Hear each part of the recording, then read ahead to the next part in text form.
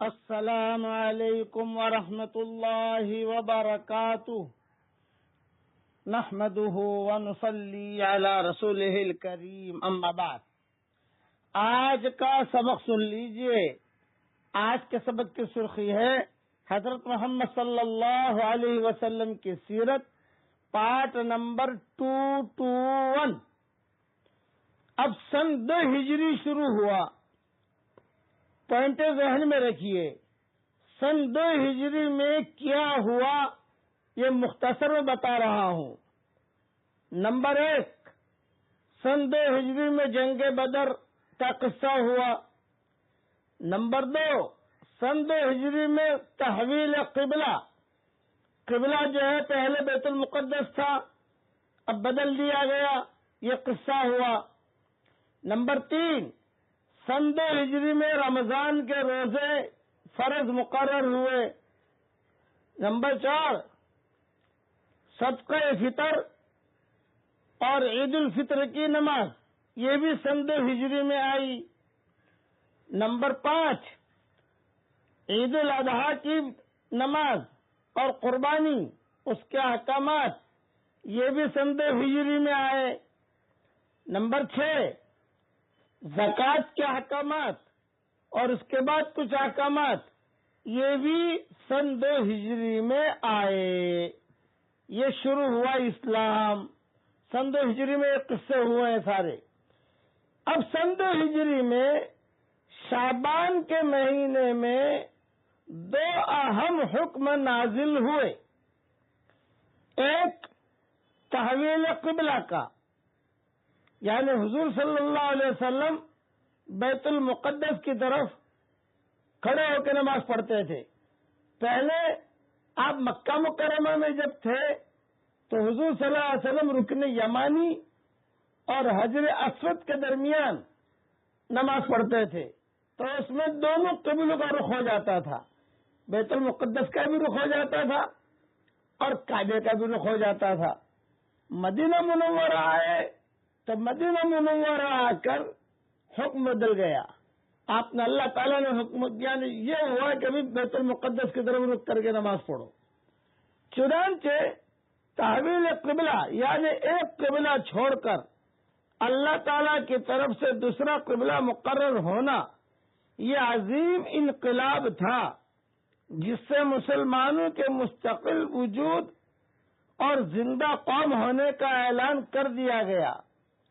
حضرت آدم علیہ السلام جب دنیا میں بھیجے گئے تو آپ اور آپ کی اولاد کے لیے سب سے پہلا قبلہ خانہ کعبہ یعنی بیت اللہ کو بنایا گیا۔ خانہ کعبہ دنیا میں خدا کا سب سے پہلا گھر، عبادت خانہ ہے، جیسا کہ اللہ تعالیٰ نے فرمایا ہے، ان اول بیت وضع للناس للذی ببکۃ مبارکا وہدی للعالمین۔ بے شک سب سے پہلا گھر جو لوگوں کے لیے خدا کی عبادت کے لیے بنایا گیا وہ یہی مکان کعبۃ اللہ ہے۔ اسی طرح آدم ثانی یعنی نوح علیہ السلام کا قبلہ بھی خانہ کعبہ تھا۔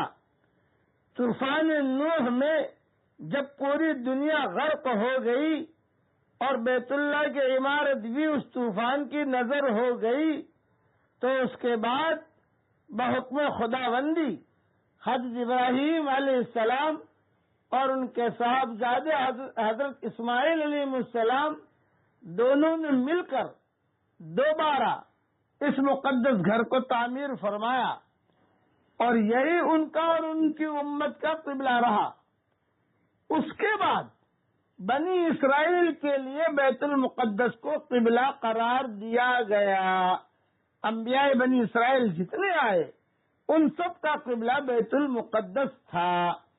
حضور صلی اللہ علیہ وسلم پر جب نماز فرض ہو گئی تو حضور صلی اللہ علیہ وسلم کا قبلہ بھی خانہ کعبہ ہی تھا، اور حضور صلی اللہ علیہ وسلم ایسے ترک پر کھڑا ہو کے نماز پڑھتے تھے کہ دونوں قبلوں کا احترام ہو جائے مکہ مکرمہ میں۔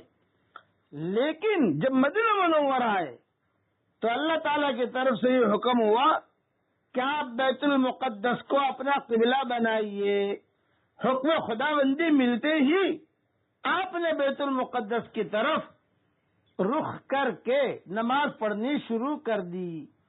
لیکن آپ کے دل کے اندر خواہش یہ تھی کہ میرا قبلہ بھی بیت اللہ رہے، میں خانہ کعبہ کی طرف رخ کر کے نماز پڑھا کروں. چنانچہ حضور صلی اللہ علیہ وسلم کبھی کبھی ماؤں سے کہتے، کبھی ساتھیوں سے کہتے، میری تمنا ہے، دل میں تھی.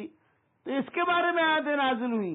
آسمان کی طرف دیکھتے کہ حکم آ جاوے بیت المقدس کی طرف میں رک کر کے نماز پڑھ رہا ہوں، لیکن بھئی میرے دل میں یہ ہے کہ بیت اللہ کی طرف رک کر کے نماز پڑھوں.